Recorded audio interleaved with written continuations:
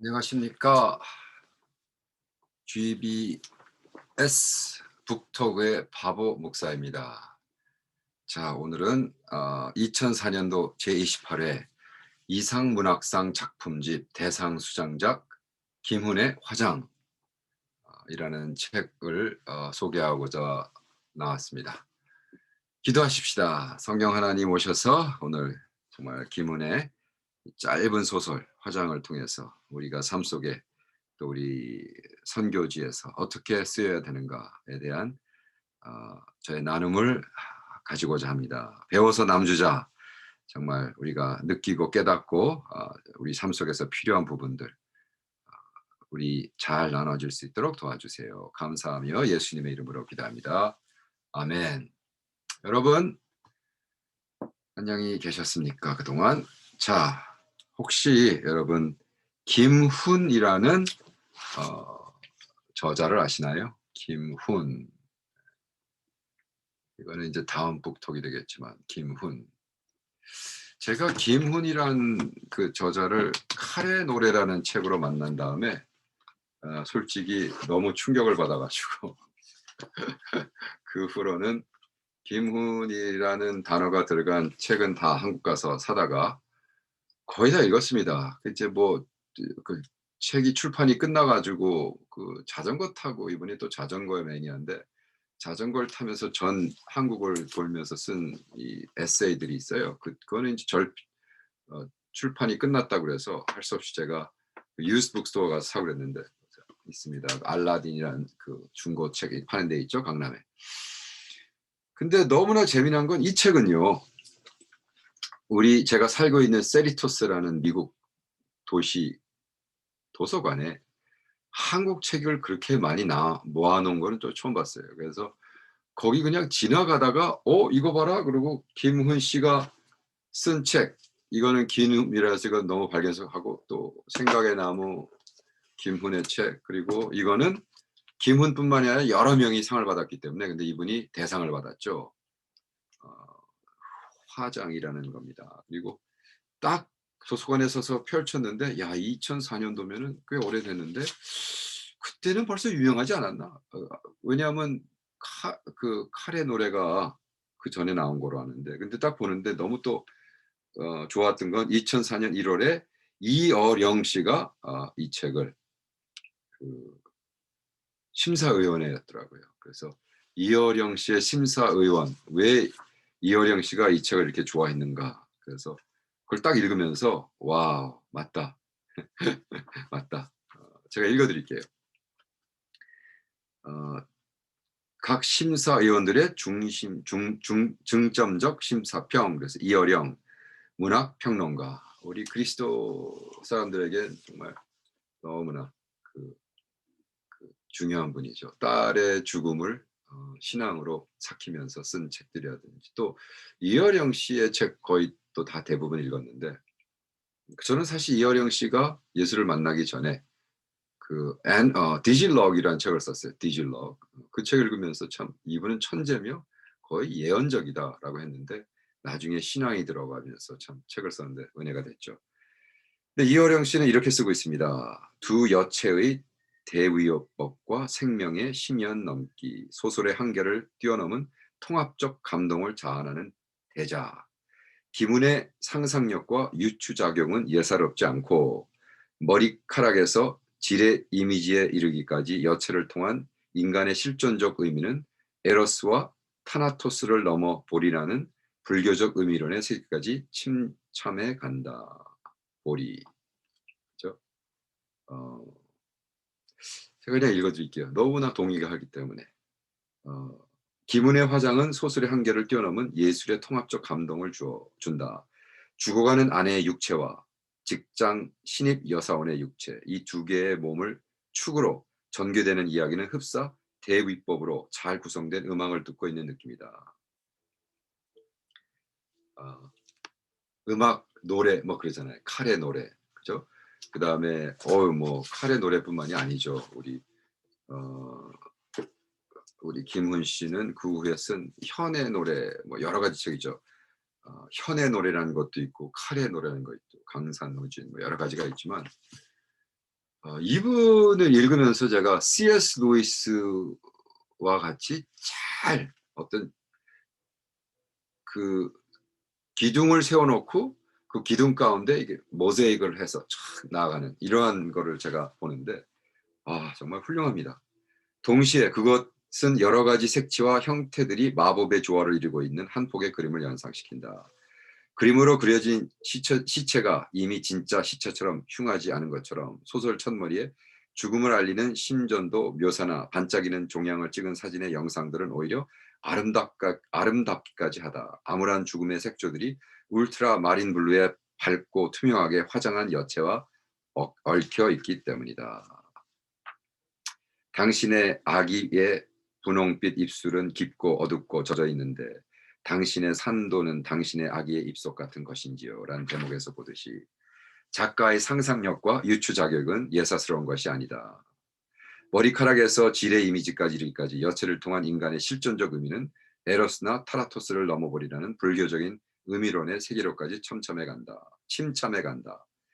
그러나 할 사건의 기복이나 드라마가 없는데도 화장과 화장 사이, 불태워 버리는 화장과 얼굴 찍어박는 화장 그 사이에 이미지로서의 육체와 실체로의 육체 사이, 그 사이사이에 끼어있는 언어의 밀도는 마치 숨은 그림 찾기처럼 독자들의 마음을 긴장시키고 흘리게 한다. 김은의 화장 외로 본심에 오른 좋은 작품들이 많았다. 하지만 이 작품의 키가 너무 커서 다른 작품이 다 작아 보였을 뿐이다. 이하령 씨 글 잘 쓰시죠? 네. 너무나 이 들어온 많은 글을 읽어봤지만 이거는 완전히 다른 캐러고리. 네.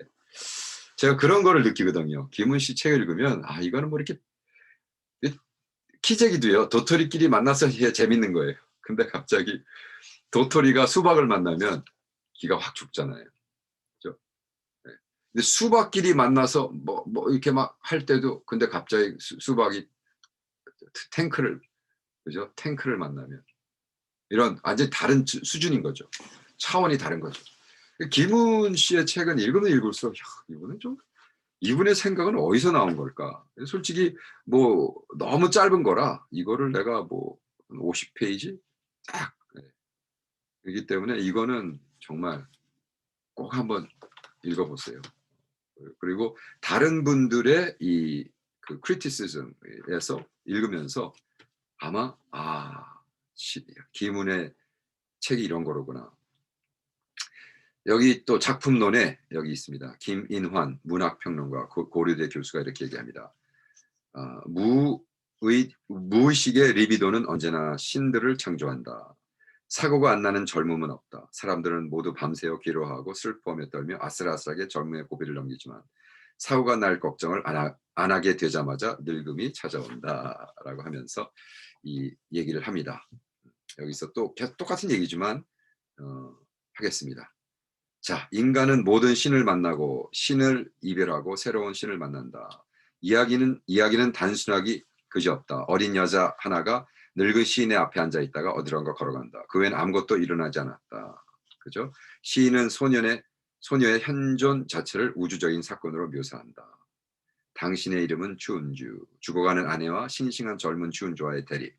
추운주는 5년 전에 그의 회사에 입사한 젊은 여자다. 그는 신입사원의 인사서류에서 그녀의 이름을 보는 순간 잃어버린 고대 국가를 연상했다. 5년 동안에 그녀는 시집을 갔고 아이를 낳았다. 그는 그 5년 동안 그녀에게 아무런 내색도 하지 않았다. 다만 풋풋한 사과 냄새가 들찍저근한 전 냄새로 바뀌는 것을 느끼고 서류를 정리하는 그녀, 볶음밥을 먹는 그녀, 아기를 돌보는 그녀를 보면서 살아있는 것을 느꼈을 뿐이다. 그녀의 몸 구석구석이 그에게 온갖 연상을 불어일으킨다. 그녀의 밥을 받아먹는 아이의 입을 보고 그는 음식이 넘어가는 길을 모두 상상하고 아이가 세상에 나올 처녀의 그 몸속의 길들을 연상한다. 그녀는 55된 남자의 바늘구멍을 통하여 들어온 그녀의 마지막 여신이었다. 라고 쭉 씁니다. 근데 그 디스크립션이라고 할까요? 근데 그 칼의 노래도 그렇고 이순신 장군의 일기도 그렇고 하면서 정말 김은 씨가 뭐라고 썼냐면 이순신 장군의 일기를 읽으면서 자기가 너무 놀랐다는 거죠. 무슨 형용사라든지 아름답게 한다 이것이 없이 그냥 사실을 팩트로 썼는데 이것이 충격이었다. 그래서 거의 김훈 씨의 그 책도 그렇습니다. 병사 아내 및 그리고 장례식장에서 감도는 광고 문안. 김훈은 오상무가 지탱하고 있는 그의 직업에 대하여 세부까지 자세히 묘사한다. 80이 넘은 사장은 전적으로 일을 그대에게 맡기고 있다. 모든 영업적 판단은 그의 몫이었다. 신제품의 개발은 영역화된 주의사와 약사와 교수들의 몫이었다. 하면서 이 주인공이 저기 화장품 회사의 높은 데서 일하면서 아내의 마지막을 지켜보는 순간에도 그 여름에 출시될 상품 5종의 광고문을 생각했다. 그러면서 그 왔다 갔다 하는 대화. 굉장히 실존 철학적입니다. 들어보세요. 내면 여행은 관련점이고 스모키하다. 연상 연출로 관련성을 극복할 수 있다. 사인화 내와 내면 여행에서 도시의 개방성과 익명성에 반대하는 효과가 있다. 그랬더니 그래도 내면은 아무래도 폐쇄적 아닙니까? 화장품은 내면적 아니라 외면적 사업입니다. 그랬더니 존재의 전환을 강조해야 된다. 내면 여행을 영상으로 잘 연출해서 낯설게 하기에 설레게 하기에 효과를 낼 수 있다. 그랬더니 내면 여행은 도발성이 모자란데 무덥고 질퍽거리는 여름에 가벼워진다가 오히려 존재의 전함을 암시할 수 있다. 그러나 어느 정도의 중량감이 필요하다. 이게 서로 왔다 갔다 하는. 지금 많이 남의 화장하는 장례식에 와가지고 이번 여름에 아이고 죄송합니다. 우리 회장님이 이거 하라고 그래서 그러는데 서로 왔다 갔다 하는 것이 사실은 존재 전환적은 전문 철학 용어에서 너무나 잘. 그러니까 사실 이들이 대화가 있는 모든 것의 철학적인 그 백그라운드가 실존 철학이거든요. existentialism. 실존 철학이 바로 이런 것들을 논하고 있습니다. 그래서 이것이 뭐 내적이 뭐냐 이렇게 서로 퀄리티에 대해서 이야기하지 않고 existential 존재 에 대해서 이야기합니다. 지금 여기서 하는 그 전체적 스토리가 그건 거예요. 그래서 저는 뭐 김훈 씨를 만나서 당신 실존 철학자예요? 그러면 그런 거 아니라고 분명히 그럴 겁니다. 원래 진짜 실존 철학자들은 철학을 믿는 사람은 자기가 실존 철학자라고 안 그래요. 소렌 키어크가르 자체도 당신 father of existentialism 실존 철학의 아버지라고 부르면 막 입에 거품 물고 반대할 거예요. 말도 안 되는 소리죠. 그러나 이분이 쓰고 있는 글에서 그렇게 표현되는 거죠. 그리고 이분 또 지금 제가 지금 방금 얘기한 김인환 고려대 교수는 이렇게 쓰고 있습니다. 김훈의 첫 소설 빗살무늬 토기의 추억과 두 번째 소설 칼의 노래 그리고 이번 이상문학상 대상을 받은 화장은 공통적인 큰 특징을 공유하고 있다. 그것은 사람들이 다치고 죽고 집이 무너지고 하는 매우 심각한 위기의 순간에 그 상황을 판단하고 그 대응책을 강구하는 인간의 고독과 비애 또는 허무와 같은 것, 그의 독특한 표현 기법과 당대의 가장 탁월한 명문장가의 솜씨를 유감없이 구사하여 표현한 점이라고 하겠다. 와, 그러므로 김훈은 장편과 단편의 첫 작품 두 편으로 당대의 가장 으뜸가는 두 문학상을 석권한 최고의 작가이며 어쩌면 앞으로도 좀처럼 그 유해를 찾아보기 어려운 전무후무한 기록을 오래 보유하게 될지도 모른다. 와, 대단하죠. 그분이 쓴 장편 소설이 상을 받았고 단편 소설이 상을 받았어요. 예, 참 이 글을 쓰는 사람으로서는 이건 뭐 엄청난 거죠. 그죠? 예를 들어 영화를 만드는 사람이 오스커에 보통 무비 시상식에서 상 받고 다큐멘터리, 숏 필름에서 시상 둘 다 거머졌다는 거죠. 한 해 같은 시기에. 근데 김훈 씨는 누구냐 하면요. 소설가며 경향신문 편집국장을 역임한 언론이었던 김광주 씨의 차남으로 서울에서 태어나 휘문고를 거쳐 고려대학에서 영문학을 전공, 한국일보에 입사하여 미문의 민환 기자로 일찍부터 언론계의 화제를 모으게 됐다. 특히 그가 한국일보에 장기간 연재했던 문학기행은 해박한 문학 지식과 유효한 문체로 독자들을 매혹한 바 있다. 그래서 이제 뭐 여러 가지 책을 써 자전거 여행이라는 거, 풍경과 상처, 뭐 이런 거 제가 했습니다. 근데 이 책에서는 화장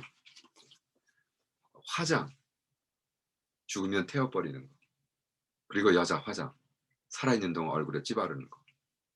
근데 이 책만 읽었으면 제가 이 클루를 못 얻었겠는데 같이 빌렸던 책이 라면을 끓이며라는 책입니다. 라면을 끓이며.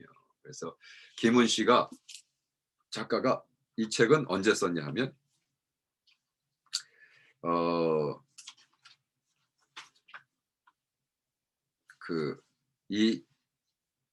이 책은 자기가 여러 권의 책, 2권인가 3권을 다 부셔가지고 한 권으로 만든 거예요. 그래서 2002년도부터 쓴 책, 2003년도에 쓴 책, 뭐 이런 것들을 부셔가지고 만든 책입니다. 그렇기 때문에 제가 이거를 대충 읽다가 이것도 이제 다 읽으면 북톡을 해야겠죠. 근데 여기에 뭐라고 썼냐면 더 이상 이렇게 썼습니다. 이 책은 오래전에 절판된 산문집 너는 어느 쪽이냐고 묻는 말들에 대하여 생각의 나무 2002년도 밥벌이의 지겨움 생각의 나무 2003년 제가 사서 읽은 거로 생각되는데 바다의 기별 이런 것들 이 책의 출간으로 앞에 적은 3권의 책과 거기에 남은 글을 모두 버린다 하면서 3권을 버리고 책 한 권으로 만든 거예요. 그 얘기책에 여자 1, 2, 3가 나오는데 그 여자 1에 뭐가 나오냐면 비는 살아있는 것들 속에 숨어있는 냄새를 밖으로 오려내는 판결에서 여자의 냄새에 대해서 씁니다. 그리고 2번째 쓴 게 여자들의 화장하는 거 보세요. 여자들은 아무 데서나 화장을 한다. 비행기 아니건 고속버스 아니건 호텔 로비에서 사무실에서 아무 데나 화장을 가차없이 벌려서 벌건 입술을 드러내놓고 활줄처럼 긴장된 입술 위에 루즈를 칠한다. 대단합니다. 그러니까 라이터들은요. 어떤 사건 때마다 예를 들어 저거 분명히 저 호텔 로비에서 그 하는 여자를 탁 보고는 글을 쓰기 시작했을 거예요. 그리고 묵상합니다. 여자들에게 화장이란 무엇인가? 그죠? 여자들은 아무 데서나 콤팩트를 꺼낸댄다. 자, 남자가 남성만으로서 온전할 수 없이 여자들도 여성만으로서 온전할 수 없다. 남자는 남성성을 완성해야 되고 여자는 여성성을 완성해야 되는 것이 인간의 운명이라고 말할 수 있다. 자, 그리고 이렇게 씁니다. 인간이 아닌 것으로 바뀔 때 더러움이 발생한다. 아름다움의 내용을 억압과 사물성이 아니라 자유로 가득 채우는 여자가 아름답다. 그런 여자가 살아있는 여자요 살아가는 여자고 삶을 영위하는 여자다. 아들들아 연애를 하려거든 그런 여자들하고 해라. 네, 재밌습니다. 그 다음에 이제 여자 3에는 유방 성형 수술을 받은 여자애들 쓰고 있고요.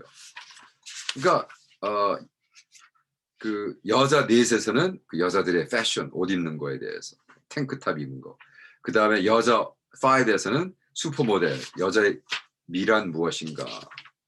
여자 6에는 또다시 그 여자들의 젖가슴에 대한 뭐 이런 것들. 와, 계속하죠. 이거 아직 제가 안 읽은 겁니다. 여자 7에는 여자들의 목소리, 양희은의 목소리, 송창식의 목소리. 이거 뭐냐 하면 그 라이터로서 사건마다 다 자기가 생각하는 걸 적어놓고 어느 날 short story 소설을 딱 쓸 때 이것이 다 들어가는 거예요. 그래서 화장이란 이 대작이 나오기 전에 여자가 화장하는 걸 보고 계속 썼고 그죠? 쓴 거에 대해서 생각하고 이것이 이렇게 될 땐 어떻게 될까 그죠? 네. 우리 박철아라는 문학 평론가는 이렇게 썼습니다. 김훈에 대해서 여성 작가들의 꽃밭에 뛰어든 맹수의 포효. 말들 잘해요. 말들 잘해. 네.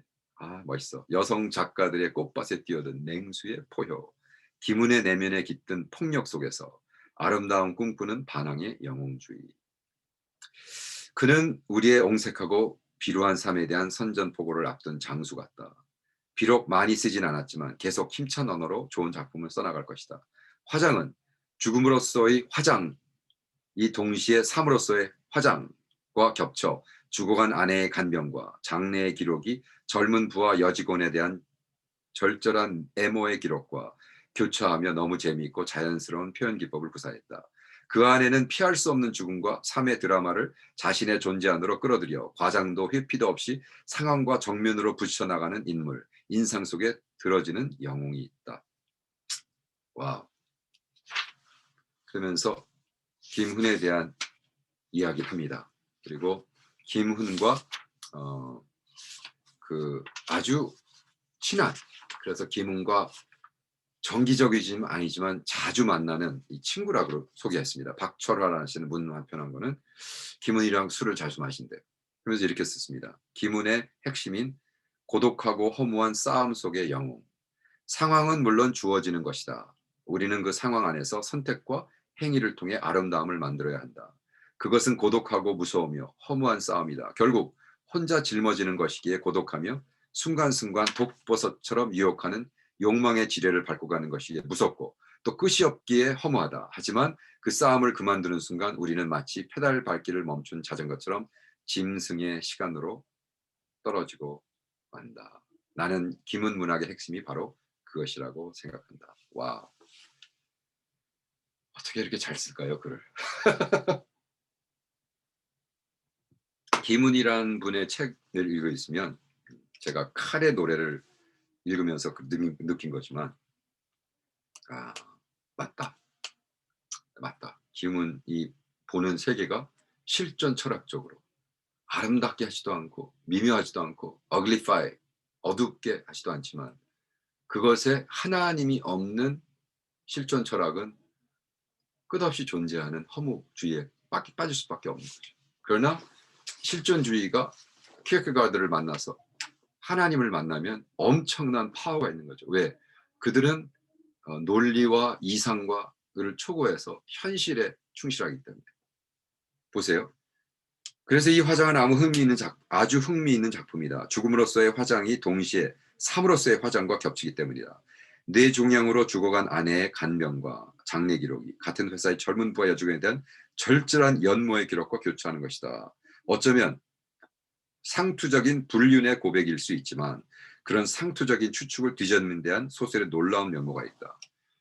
젊은 여자를 보고 성적인 욕을 느꼈다라는 것이 그거를 어떤 상투적인 뭐라고 했죠? 불륜. 근데 불륜을 한 건 아니지만 마음속으로 불륜한 거죠. 와이프는 죽어가는데 자기는 버젓이 젊은 여자 보면서 성적으로 충동받은 거에 대해서.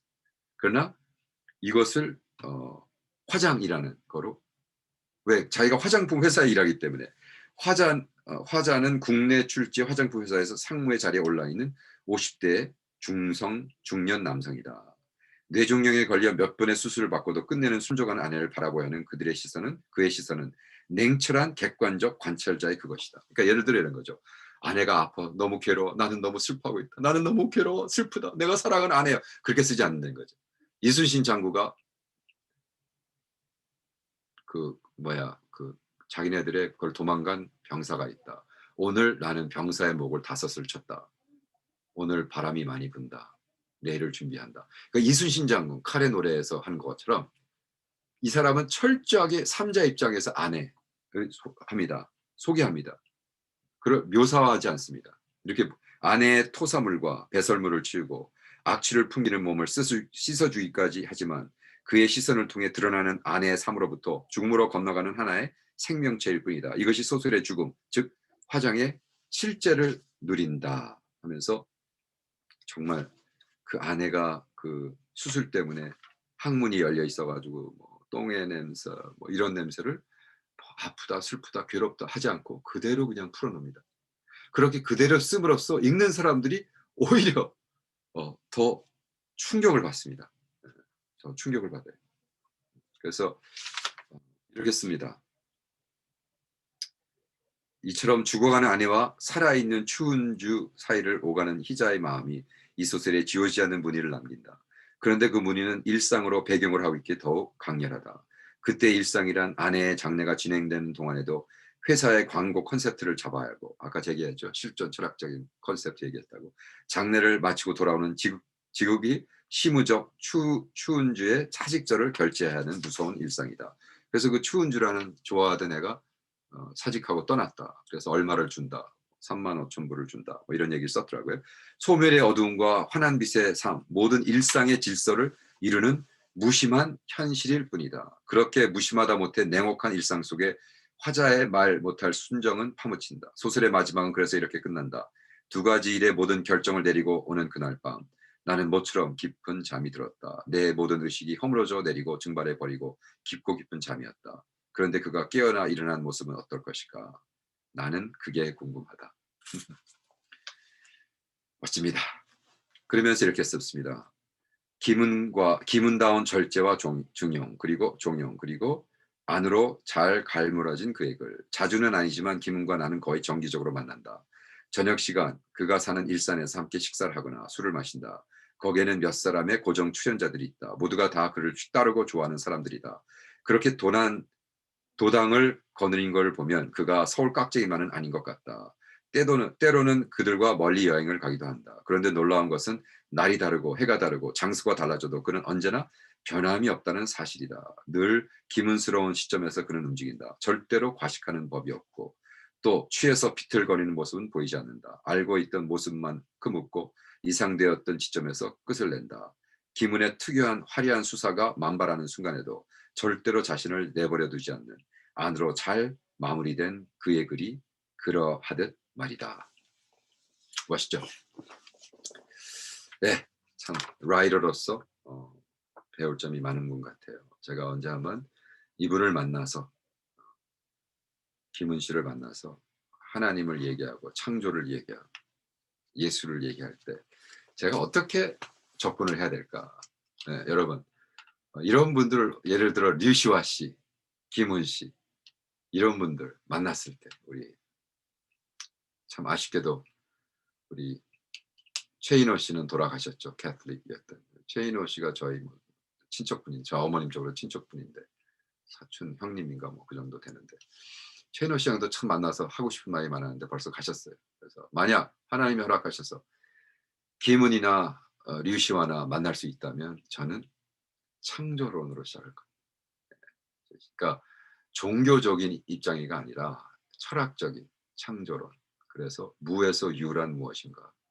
이제 그 인도의 철학이 그쪽이 세니까 류시아는 또 완전히 인도에 빠져 있으니까 류시아에게 제가 강의를 하지 않고 질문할 겁니다. 류시아 씨, 인도의 철학에서의 무는 무엇입니까? 당신은 그 무에서 유를 이루는 문학을 하고 계십니까? 그대가 내 옆에 있어 나는 그대가 그립다라는 거 싫어 대박을 터뜨렸는데 그리고 당신이 쓴 책은 내가 지금 다 읽었는데 책을 왜 이렇게 자주 안 내시고 왜 남의 시만 맨날 번역해서 내십니까? 뭐 이런 것부터 시작해서 재미난 얘기가 대화가 될 것 같아요. 그리고 류시아에게 전하고 싶은 메시지는 이렇게 무에서 유를 창조하시는 그 무가 불교적인 무라고 이 인도의 힌두적인 브라마적인 무가 상관없이 그 무 위에 있는 창조주는 하나님. 그 하나님의 창조주가 내가 창조주라고 얘기했던 예수님에 대해서 선포할 겁니다. 김은 씨? 글쎄요. 이분이 어떤 믿음을 갖고 있는지 분명히 크리스찬은 아닌 것 같아요. 이분의 책을 다 왜 보러라인이죠. 허무주의와 그렇죠. 실존 철학에서 그러니까 하나님이 없는 실존 철학에 빠져 있는 굉장히 멋있는 분이에요. 네. 이분의 얼굴을 봐도 뭐 도가 좀 이렇게 관상을 읽는 건 아니지만 그죠? 네. 그래서 이분 얼굴을 보고 그다음에 이분의 그 삶 속에 그리고 모든 사람이 이야기하는 걸 봐도 이분은 보통 사람은 아닌 것 같아요. 그래서 김은 씨랑 만나서 예수를 증거하고 저는 이런 생각을 해봤습니다. 제가 캄보디아 선교사인데요. 캄보디아도 시를 사랑하고 캄보디아에서도 옛날에 정부에서 잡을 얻으려면 시를 써가지고 했거든요. 6,000년 역사. 그런 데서 제가 만나는 대학교에서 학생들에게 정말 자존감을 넣어주죠. 엄청난 나라의 민족에 너희들 시를 써라.